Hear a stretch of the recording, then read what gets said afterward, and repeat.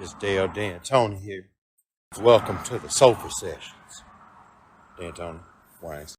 Hello and good evening to the Sofa Sessions, episode 23, Horror Stories Part 3. We are halfway into the spooky month of October, and this is the third installment of the Horror Stories episodes. Right there, you can't see him, but he is out of camera. My boy, somebody I'm very proud of, someone who I've taken in from a small child and molded him to a perfect thing that he is. My man Sparky Roger Rhodes. Still kind of middle name is still up for grabs. I'm not 100% sure what I'm going to name him. Right, if you are listening to Spotify or Apple Podcast, thank you. Real quick, I want you to take a look at the glasses that I'm wearing. It's probably in the thumbnail. Yes, very spooky, very nice. My father gave these to me. He found them I remember he had them when I was young, and they just always spooked me out, so I have them on. Look at this right here. Very scary, very spooky, very spooky. And it's weird, I have not done anything for October. I haven't picked out a costume. The only thing I've done is gone to a costume shop. I went to Spirit Halloween at the mall. Have not carved pumpkins, have not been on a scary corn maze, have not picked out an outfit for Halloween. But that's, I'm not going to be doing anything for Halloween, I don't think. That's the thing. I don't think I'm not going to have, a party or anything, but whatever. Kind of thinking of things to do. Haven't done any. I'm terrified of haunted houses. I'm very scared of them. But it's really weird considering I'll sit here and talk about these people that are scary. First things first, I'm the realist. Number two, this video I'm recording a little late because the past 2 days, on Monday and Tuesday, I got a computer, desktop, PC, what have you. I've been taking forever to just get it working. Finally got it working after 2 days, which I'm pretty proud of. So that is very big. I've always wanted one, so that's pretty cool. So expect more content and better content. This week we are sponsored by the Moo Moo Butcher Shop. That's very funny because that's actually foreshadowing into the video that we're going to be, or into the story that we're going to be talking about today. But I will get to that in a second. My original plan for this was to just dance for the entire video, because the SD card was full, but I bought a thumb drive the other day and didn't think that I could put just the videos on the thumb drive to save space on the SD card. I know. Amazing. Modern technology is just vastly improving. But real quick, I want to get into the shortest horror story in the world. Yeah. I read this when I was a child, and it stuck with me since then. It goes, the last man on earth sat alone in his room. Then he heard a knock at the door. And I'm sure there are different versions of that or whatever. But I remember first hearing that and being terrified. But now that I realize it could have been the wind that was knocking on the door. It could have been, an animal knocking on the door. Maybe he wasn't the actual last man on earth and someone was there to help him knocking on the door. Maybe it was just a dream and he was knocking on the door. Maybe the carbon dioxide from the house that he was in, made him hallucinate. And that is what is knocking on the door, just his hallucinations. But that is not true. Also, we have some cool things coming up on the podcast. After part 4, we may or may not be having a not even borderline, but a certified professional wrestler on the podcast. I'm pretty sure it's going to happen. I really hope it happens. It's my boy Chaz from when I used to professional wrestle, quote unquote. He will be on the podcast, and that will be very cool because then he has a tag team match the next day. Once this airs, this will air on Friday. It'll air on Saturday. But we do have other things coming up on the podcast that I cannot share with you as of right now. That is sorry for the long introduction, but I want to get some things, talked about. Also, it is getting a little cold here in South Carolina. It is currently 57 degrees, but earlier today it was like high 40s. So I'm glad I have this jacket on to not get cold. But I'm very excited for it to be getting cold. I love it when it gets cold. And also, I will still be going to Tallahassee Valley and New Mexico. What up? Just kidding, I won't be going there, just in case any of you follow me. I will not be going there. Alright, let's get into the video.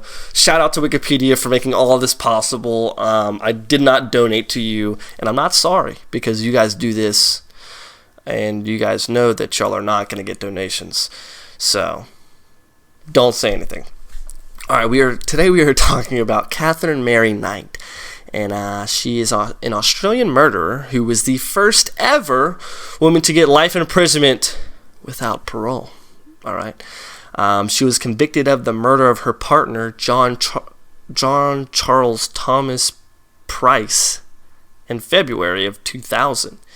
I'm also stupid because the entire time I was researching this, I was typing out Charles instead of John, which I guess is okay, but John Charles is his name. So if I accidentally say Charles, that's who I'm referring to. And this lady is just insane. Real quick, I do talk about sexual assault. I talk about rape. I also talk about cannibalism, which is the three things that happen a lot in these stories. So bear with me. And if you don't want to hear it, that's fine. We have another video for next week. Probably will have the same thing in it. We also have other videos and episodes in the past that you can listen to. We talk about OnlyFans, bestiality, one of my favorites. We talk about Lil Nas X. We talk about sports. This was, before it was just me. But episode 2 of just me, let's get into it. Alright, so Catherine Knight, she was born in October 20th. She was born in I don't know why I stopped. I'm an idiot. Alright, she was born in October the 24th of 1955. That is just a couple days from today. So she was actually born in the spooky month, which is cool. She was actually born in Australia. Obviously, all these killers and rapists and sexual assaulters and cannibals are like grown up in an unconventional and dysfunctional family environment. And that's exactly what she was raised up in.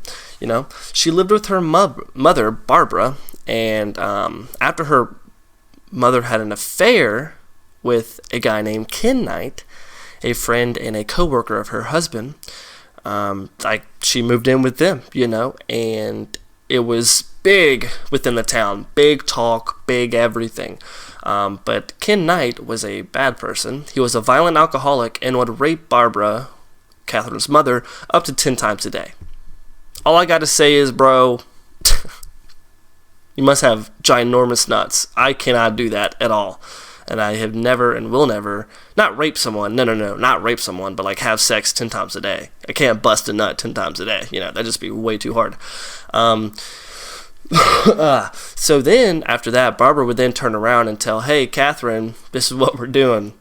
She would tell her and her other daughters intimate details of her sex life and how much she hated men and hated sex. And this is probably where Catherine's hatred for men, became. She didn't really hate sex. She loved sex, I think. She was a sex addict as much of us are.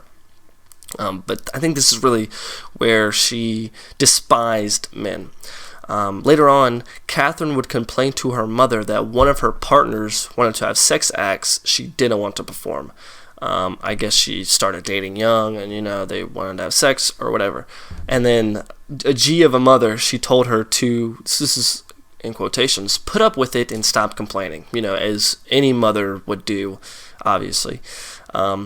Catherine claims she was also sexually assaulted by several members of her family. Not her father, though, which is, very suspicious. Very suspicious.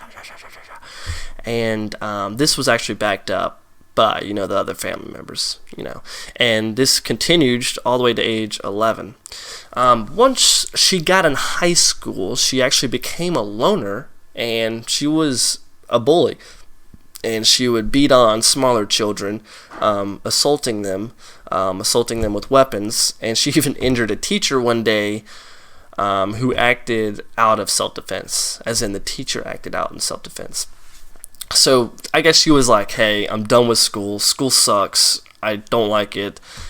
She left, at the age of 15, and she didn't even know how to read or write. I don't think she even knew how to count money, which is, a terrible thing. That's, what I'm about, counting money and counting the dollar bills.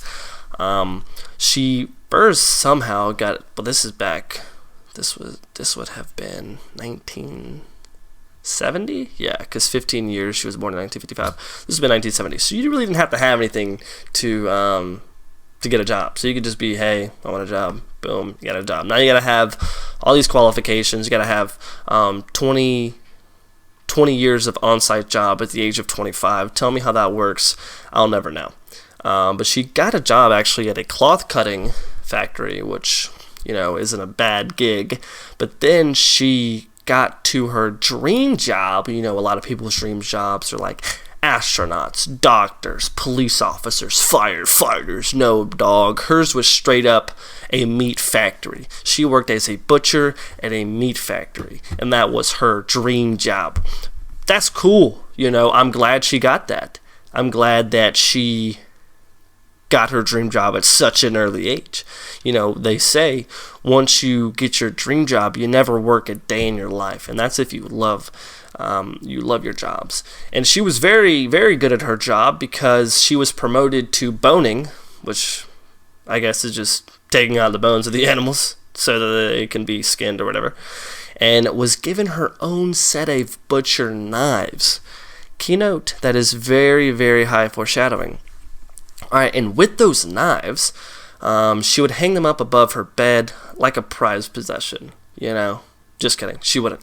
She would hang them up just in case she needed them at the right time. Just in case the hassling slasher came in and tried to rough her up, Boom, boom, boom. But that never happened. She just had them there just in case. That would be terrible, though, if they fell and cut her and killed her. Actually, that probably wouldn't be too bad. And she was known around town, not as like the prostitute on the corner. She was known for physically threatening anyone who upset her.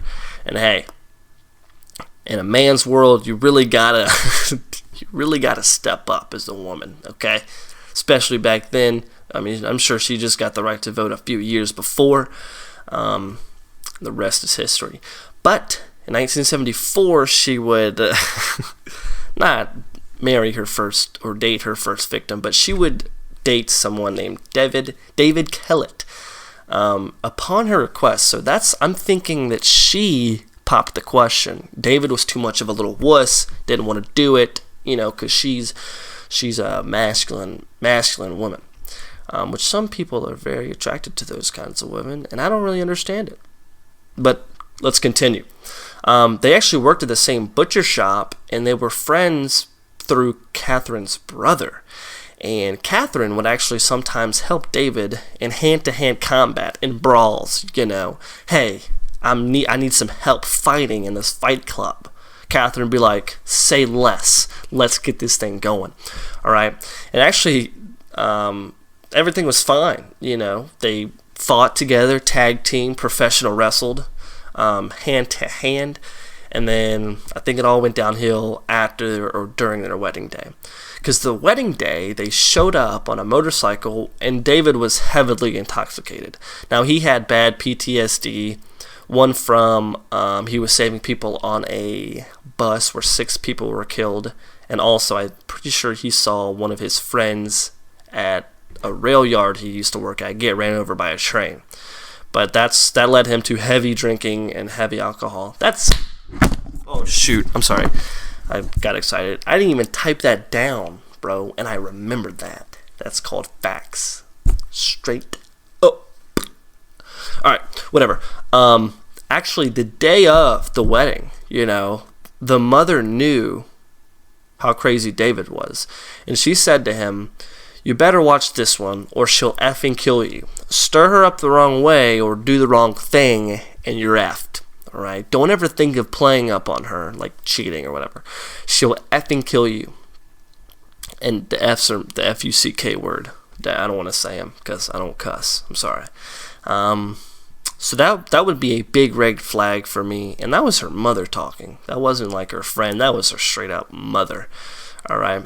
But I guess her mother was hardcore like that. But the night of the wedding, as the wedding goers do, they, get a little horny and want to have the sexual things going on of things and such. But the night of their wedding, Catherine actually tried to strangle my man David. She later explained that it was because he fell asleep only after having sex with her 3 times. So this is what I'm saying. I think she's a little sex demon, a little sex addict, and I am that as well. I'm just kidding. I'm not a sex addict. But my girl Catherine, definitely a sex addict. And I don't know why, because she was sexually assaulted at a young age. I feel like that would definitely make you scared of it. But hey, who knows? She might have been lying. A lot of people lie about sexual assault at a young age and then blame that on not having sex now. But whatever. So one night, they were having sex or whatever. She got pregnant. And during her pregnancy, there was one instance where she basically beat David with a pan because he showed up late for dinner, whatever, after a darts competition, like throwing darts, at a board. He was in that. He got to the finals, and that's why he showed up late. He gets home. He gets beat. Also, all his clothes are burned. Like they're gone. Like they're in ashes. And his shoes. My man only has 1 pair of clothes now, 1 pair of shoes. You better wash them, but not at the house. You better take them somewhere else. But my man David, a fighter in heart, he tried to get away, but he only made it to the front yard before collapsing. It was later found out his skull was actually fractured, and he went to the hospital, all that stuff. And I guess, but the police wanted to press charges, but David was like, "Nah, that's my girl. I'm hanging tight with her. Don't press no charges, brah." So, that was one of his downfalls. But this dude doesn't get killed from her, thankfully. That would be bad, though, if he did. Very, very bad. But David, after their first child was born, he couldn't take it anymore. He couldn't handle the abuse. Because who can handle ongoing onslaughts of abuse? Not me. Not good at. And then one day, Catherine, the amazing and special lady that she is, she was one day found in the middle of the street, in the middle of downtown, pushing her baby violently, back and forth. She was like Gangnam Style with the with the stroller. And then, she went to the hospital, whatever. She got arrested, whatever. So she got out, and the daughter, who they had, Melissa, she placed her own daughter, Melissa, on a railroad track and then proceeded to get an axe and stroll into town, cruise into town, and violently threaten to kill people. But then she was obviously taken in again. I think this time she was actually taken to a hospital. Funny enough, the name is St. Elmo's Hospital.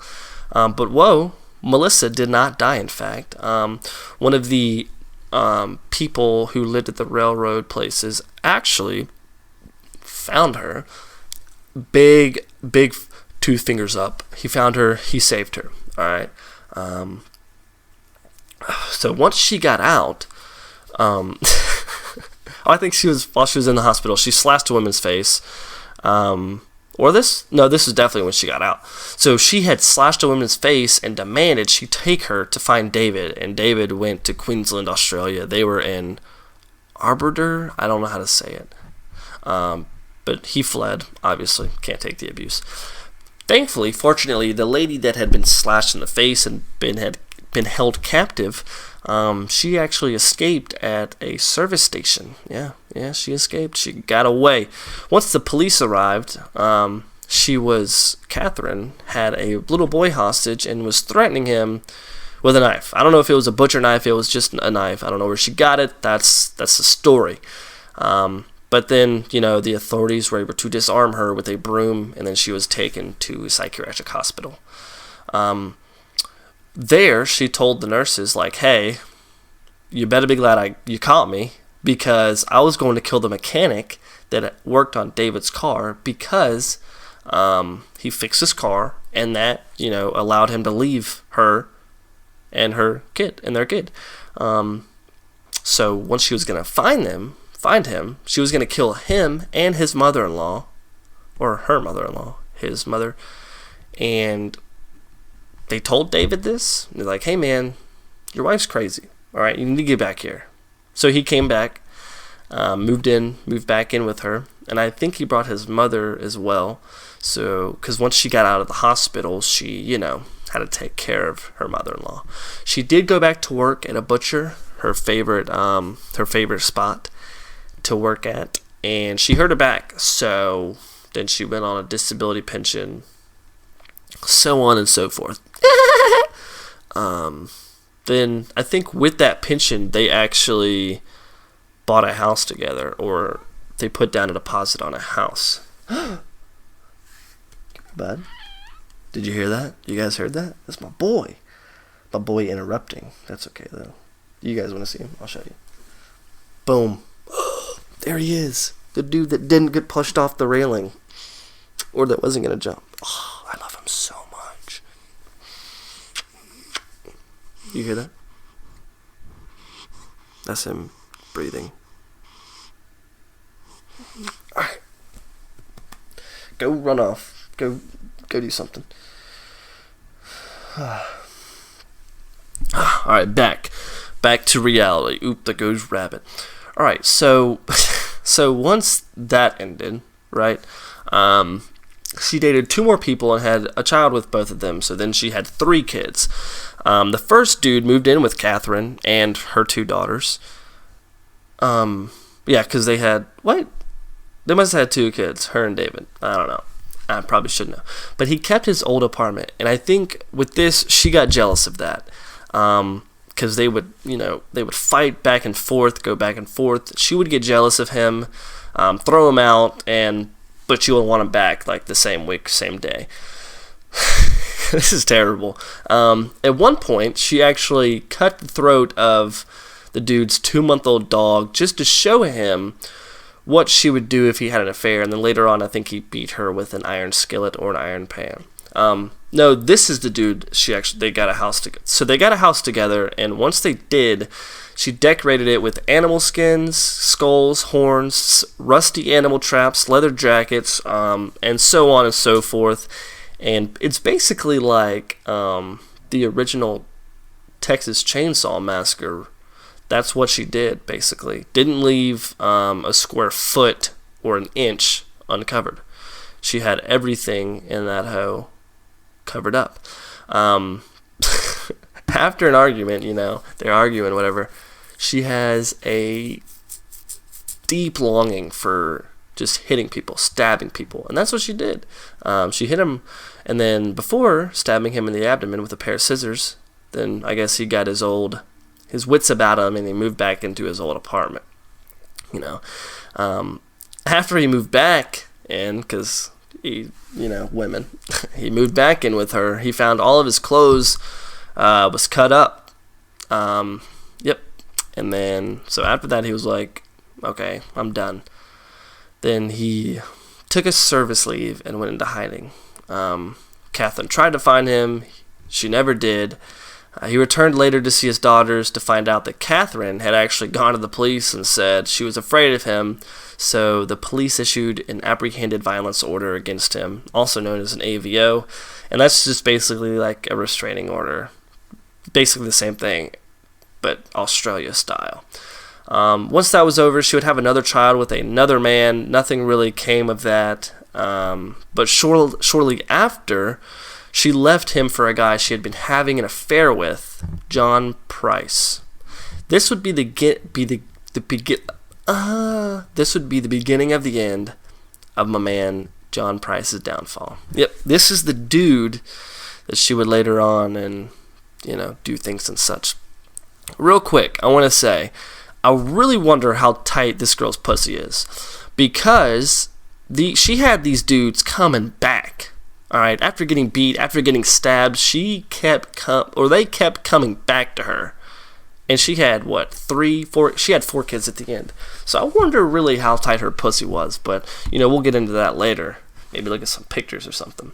But, John Price, my man, he was a terrific guy. A good guy. He was liked by everyone. And, there were reports of people calling him a terrific bloke, which just means like a good guy. He already had 3 children before her. One stayed with his ex-wife or his baby mama or whatever, and then the 2 older ones stayed with him. This is what kind of throws me off, okay?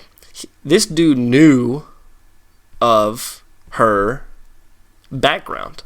He knew that she was a violent person. He knew that she was a crazy and violent and just wanted to beat everything in sight. And she actually got to move in with him in 1995. His children actually liked her a lot, and he was making a lot of money from the local mines that he was working at. And he said, apart from the violent arguments, life was a bunch of roses. And those roses would soon be on his casket just a few years later. And that I made up on the spot, so you should definitely check me out. So in 1998, Catherine and Charles, they had a fight over his refusal to marry her. And Catherine was a dog. She was crazy is what crazy does. And what she did is she videotaped items that John stole from his work, but he didn't steal them. They were, outdated medical kits that he scavenged from the company's landfill. So she records that, gives that to them, and, he loses his job after 17 years. They fire him. That day, he actually kicked her out, and she returned home, I guess, to her other house, or her Aberdeen. That's it. And she could, there was a buzz around town. I guess it was a small town they were living in. Buzz around town. This is another mistake that this man makes. A few months later, they restarted the relationship. But he did refuse to move in with her. Yeah, he refused to move in with her. And then another red flag, the fighting would become more frequent, and his friends didn't even want to be around him because he was still with her. And I understand that. You ever have a buddy or a friend that's dating somebody and you just don't like the person they're dating, but they're continuing to date her, and they're just like, nah, man, nothing's wrong with her. Like, she's straight, she's cool people. But in reality, she's not. But they were right, they were definitely right. The year 2000. Not much has changed, but you live underwater. Psych. It's the year 3000. But the year 2000 would definitely be this dude's downfall. Alright. A series of assaults on Price began with Catherine stabbing him in the chest. She loves stabbing things, He then kicked her out of his house again. He got a restraining order on her, or he tried to. The day of, he got the restraining order. He also went to work, and he said, guys, if I don't show up to work the next day, I'd probably be dead. I'd probably be murdered by Catherine. And he probably meant that as a joke, because he really did say that. He probably meant that as a joke, but I guess he spoke it into existence, and, it happened. But then after that, he went home. He didn't really want to, but he only did it out of the safety and protection of his kids that he had, because his kids, were living there. Once he got there, though, I'm pretty sure all the kids were at a sleepover, and she wasn't even there. And there was one point where she bought new lingerie and took videos with her and the kids, and I don't know what she did with that, but that's literally all it had on it. So then he fell asleep around 11. She arrived home later from God knows what, watched a little TV, got in the mood a little bit, took a shower, and then she had sex with Charles. After that, he fell asleep again, and that would be the last time he got to sleep. Last time he got to rest until forever. So the next morning at 6 a.m., one of the neighbors was like, "Yo, 6 a.m. John's car is still in the driveway." So they were a little suspicious. So they did call the police, and also his employer got some guys from work and sent them there. And they both get there, and they try to knock on the window to wake him up because they think he's asleep, which I guess he is, and that's not working. So they go to the front door. They see that the front door is actually full of blood. So then they call the police.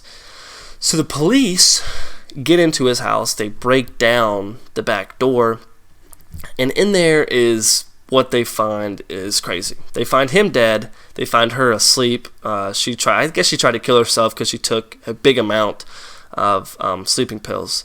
So what had happened was, in the middle of the night, she stabbed him in the chest. He got up. I don't know if it was in the chest, but she stabbed him. He got up. He tried to turn on the light, but then once he realized kind of what was happening, he tried to flee. He tried to get away. My man fighting for his life. But she would follow him around the house, chase him around, try and get him to stop.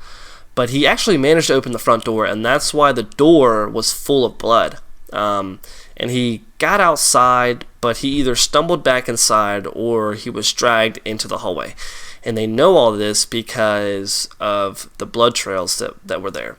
So he was dragged back into the hallway, and that's where he would die after bleeding out. Later that night, the same night where he killed her, Catherine went into Aberdeen and withdrew $1,000 from Charles's bank account from an ATM. I don't know why. It didn't say why. I don't think anyone knows why she did that, but she did. His autopsy actually reported that he'd been stabbed at least 37 times in both the back and the front of his body, and some of them even extending into his vital organs. Several hours after he died, actually, she would decapitate him. First what she did was she skinned him and hung him up on a meat hook on the frame of the door to the lounge room. So everybody's chilling. My man chilling. Okay, he's chilling with him. Then she decapitated him, cooked parts of his body, serving them up with baked potatoes, pumpkins, beetroot, zucchini, cabbage, squash, and gravy. All the things you would have at Thanksgiving. All the good fixins that one would have. And she put a couple settings on the dinner table, along with notes beside each of the plates beside them, and they had his children's name on it. So she tried to feed his meat to the children. I don't think she ate him. A third meal was actually thrown on the back lawn. They're not really sure why. She never said why, but it's speculated that Catherine was trying or was going to try to eat it, but she just couldn't do it. And all this kind of was speculated because she, quote unquote, doesn't have any memory of the crime. And then his head was found in a pot with vegetables. That's not funny. It's not. So whenever the police arrived, the pot was still warm, and it was about 104 to 122 degrees. So that's pretty hot. That would hurt your finger. So she must have done it early in the morning.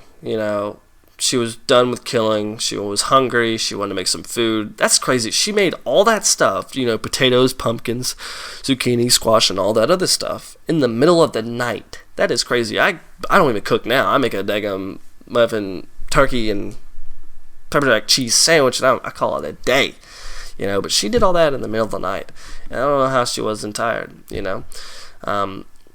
but this is weird. I wish I could see pictures of this because I'm just into that kind of stuff. She arranged his body to be in a certain way. She had his arm slumped over and had his hand clutching a soda can. Yep. And then she had his legs crossed over And this was like claimed in court to be an act of defilement. Apparently, she thinks that he raped one of their kids, which I don't think is true. He seems like a good guy, you know. She actually left a handwritten note on the top, like on top of a photograph of him. Like she took a picture of him, I guess, and she had it right out. But so, real quick, before I read this, a couple things are not spelled correctly. And this is actually what it said. Because remember, she dropped out of school when she was 15. She couldn't read or write. I guarantee you she never learned. So this is what she wrote. Time got you back, Jonathan, supposed to be Jonathan, for rapping, supposed to be raping, my daughter. And she spelled daughter, D-O-U-T-E-R. So she said, time got you back, Jonathan, for raping my daughter. You to Beck, Price's daughter, for Ross. For Little John, his son, now playing with Little John's dick, John Price. Sick. I don't really understand the last sentence, but I guess that means whatever. So yeah, she misspelled raping and daughter. She spelled daughter D-O-U-T-E-R. Daughter is spelled D-A-U-G-H-T-E-R. She did good with the rest of it, though. Kind of struggled to the beginning.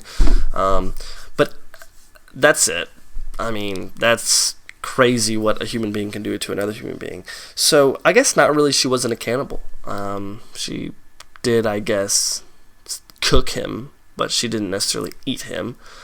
But during the trial, she didn't take any responsibility for her actions. She was actually diagnosed with personality disorder from 2 psychiatrists. And even at the hearing, this was kind of weird, but the lawyers tried to excuse her out of the room so she didn't have to sit there and listen to the facts that were said because she blurred them out or she just doesn't remember them. Obviously, they were denied.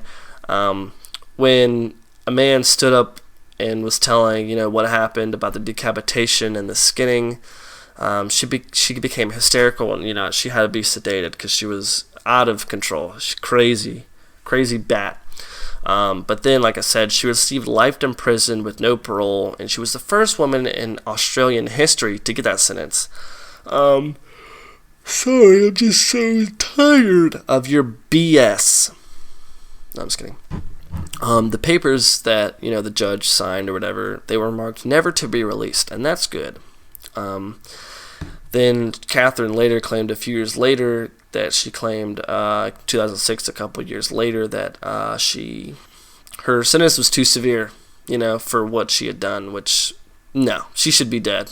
Australian people shouldn't have to be paying taxes for her to continue to be in prison. I think she is still there. But there's a note, there's a Canadian artist and documentary filmmaker with the same name, so let's just not get the two mixed up. And that's everything that came out of Catherine Knight. A very disturbing lady, very crazy lady. And that's the only story I'm going to tell today. Next week we're going to have, I don't even have it planned for next week, but the first one in November will be a good one. Good episode. I'm going to have one of my old buddies on. So that would be good. Thank you for listening. I appreciate this. Sorry, once again, if I struggled through this. I've never done this by myself before, other than the other video. But yeah, I do appreciate you listening. I do appreciate everyone listening. We're actually growing, slow climb. Insert Miley Cyrus. But slow and steady wins the race, okay? So thank you for listening. Don't forget to follow us at the Sofa Sessions Pod. You can email us too at the Sofa Sessions Pod. So yeah, thank you for listening. I don't know what else I can say besides that. Have a good weekend. Have a good Halloween, and stay safe, everybody.